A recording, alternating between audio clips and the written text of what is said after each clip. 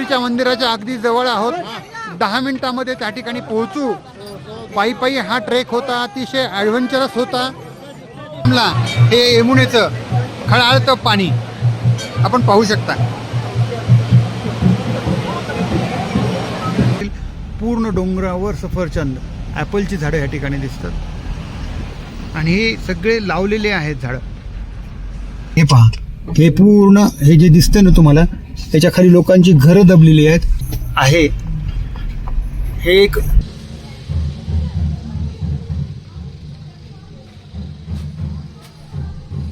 हे बद्रीनाथाचं असं सुंदर हे मंदिर आहे आणि इथून वाहणारी हा जो रस्ता दिसतो आहे वरचा, डोंगरावरचा, ह्या इकडून येणारं धौली गंगेचं,